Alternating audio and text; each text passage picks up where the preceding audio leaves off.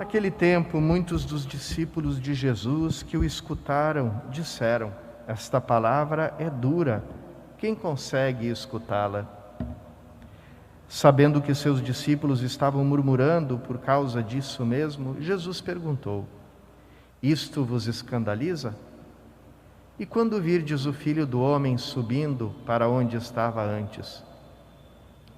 O Espírito é que dá a vida, a carne não adianta nada. As palavras que vos falei são espírito e vida. Mas entre vós há alguns que não creem.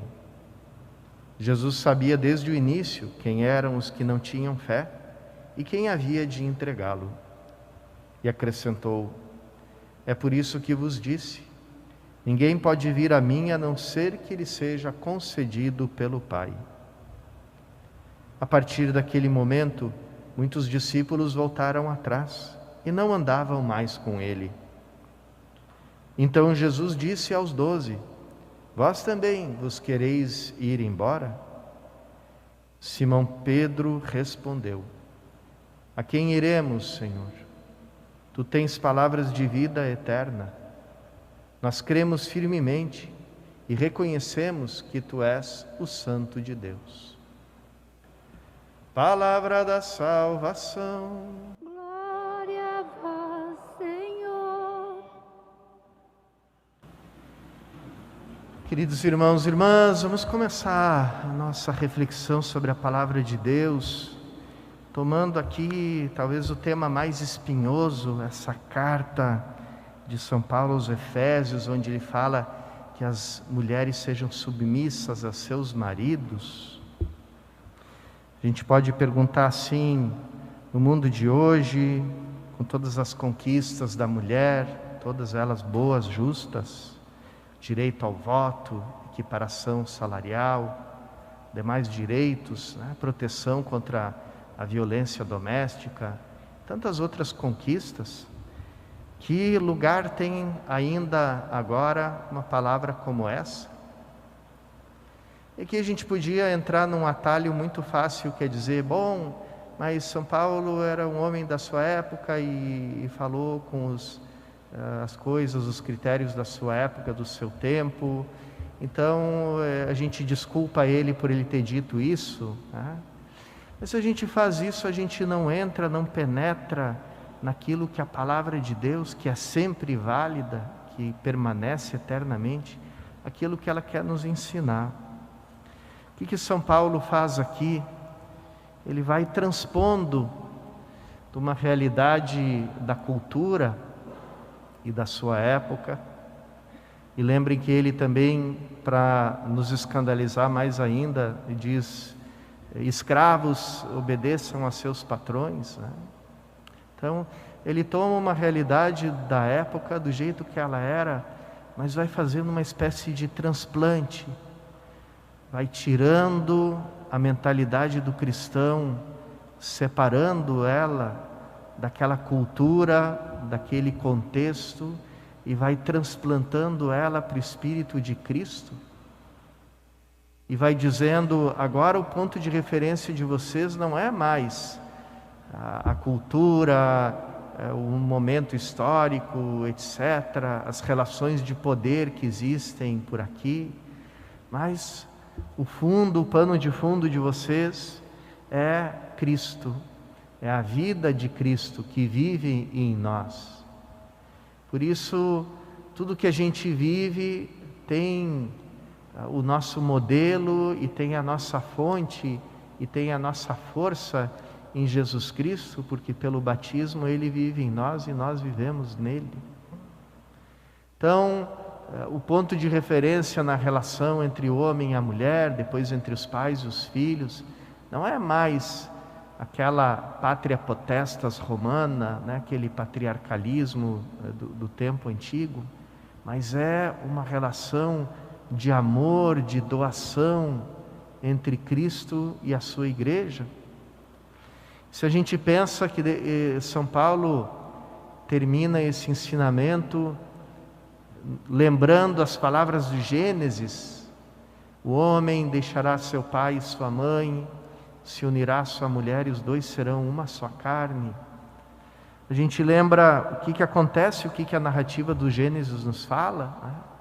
Ela conta, certamente com aquele relato simbólico, cheio de colorido, mas muito profundo, como Deus tira a mulher do homem da mesma carne, e ele, despertando do seu sono, que não era qualquer sono, é um sono profético, ele olha e diz: esta sim, agora sim é o osso dos meus ossos e a carne da minha carne.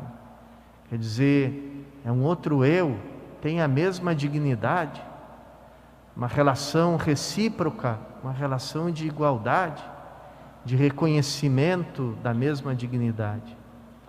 Depois, quando o ser humano peca, é uma das coisas que Deus anuncia para a mulher, aquela palavra triste e terrível, né?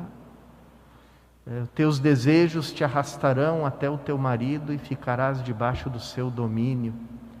Ali já não era mais, por causa do pecado, uma relação de reciprocidade, uma relação de igualdade, de aceitação de um do outro, mas uma relação de poder, a cobiça de um pelo outro e o domínio de um pelo outro, que corrompem, que corroem as relações humanas.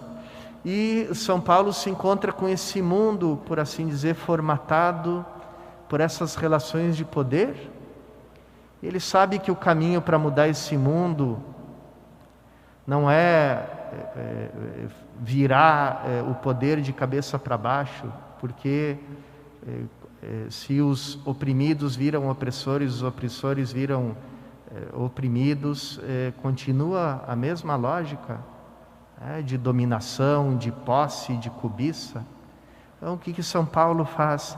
Ele transplanta o cristão para outro terreno, para outro mundo, para a vida nova em Cristo. E aí diz: aqui não tem mais essa relação de poder, existe a relação de amor, de doação um pelo outro. E assim, irmãos e irmãs, que o cristianismo mudou as coisas na história. Também aquela recomendação de São Paulo aos senhores e aos escravos também teve o mesmo efeito. Quer dizer, respeitem, porque vocês são irmãos. Diante do mundo vocês são senhor e escravo, mas diante de Cristo vocês são irmãos, são iguais um ao outro. Então, quando esse princípio é colocado depois e que começa a ser vivido pela comunidade cristã, chega um momento na história que eles dizem: para que serve ainda a escravidão? E a escravidão é abolida. E, curiosamente, ela volta depois do ressurgimento do paganismo, com a renascença e depois com a influência islâmica tão forte. Então, aquilo que tinha sido transplantado para a vida nova meio que volta para o terreno anterior, para o terreno pagão de onde tinha brotado. E aqui a gente lembra, irmãos e irmãs, que nós estamos vivendo nesse terreno pagão, esse terreno feito de cobiça, de desejo de posse, de poder, de lutas de poder, de dominação de um pelo outro. Então, aqui, por isso que é tão importante ler essas páginas para nós também, porque esse transplante que São Paulo faz, a gente também é chamado a fazer nós mesmos esse transplante e dizer: espera aí, a cultura, o mundo de hoje tem os seus diversos assuntos, seus diversos temas. Como é que a gente vê eles à luz de Cristo?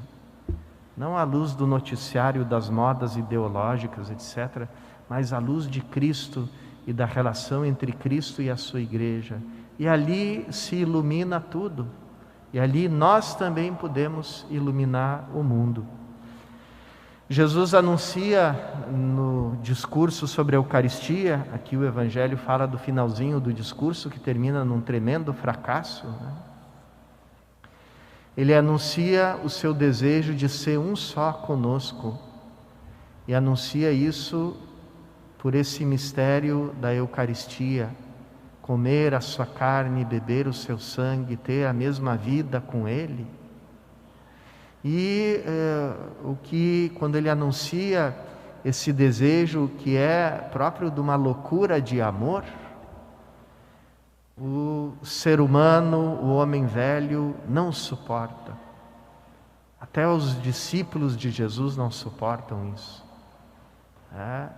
Eu te aceito, Jesus, como mestre de sabedoria, eu aceito os teus milagres, eu vou atrás deles, mas não aceito um amor e uma união tão grande que a gente, como cristão, seja capaz de dizer: já não sou eu que vivo, é Cristo que vive em mim.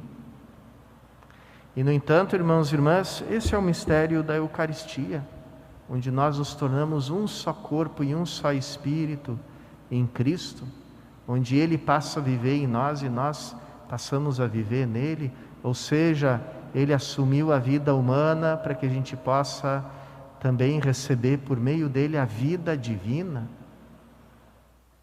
E receber a vida divina é muito mais do que a velha religião onde a criatura adora o seu Criador, reverencia, venera, se curva diante do seu Criador, do dono de tudo. Aqui a gente entra justamente num mistério nupcial, num mistério matrimonial, de um esponsal de Cristo com a igreja, sua esposa, de uma união onde os dois formam uma só carne. Então, é tão grande esse amor que muitos não suportam e não conseguem mais andar com Cristo. Não suportam um Deus que ame tanto a ponto de querer estar tão perto. E diante disso, o que Cristo faz?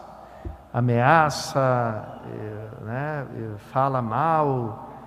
Não, Ele deixa na liberdade. E Ele chega a perguntar para os 12 apóstolos que Ele escolheu a dedo, sabendo que um deles ia trair, Também vocês querem ir embora? Porque Cristo não abre mão do amor dEle, da entrega de amor dEle por nós. Por mais que a gente faça de tudo para que Ele não nos ame,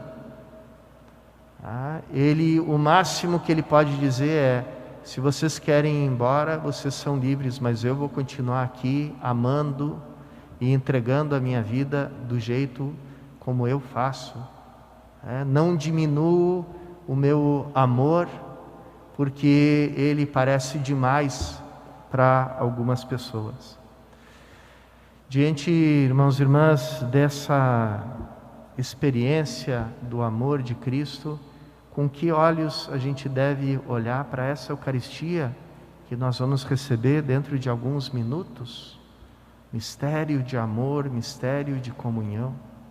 Que Cristo na Eucaristia liberte, por assim dizer, a nossa liberdade, para que a gente possa aderir a Ele e ser transplantados para o seu reino, onde tudo é amor, onde tudo é doação de vida.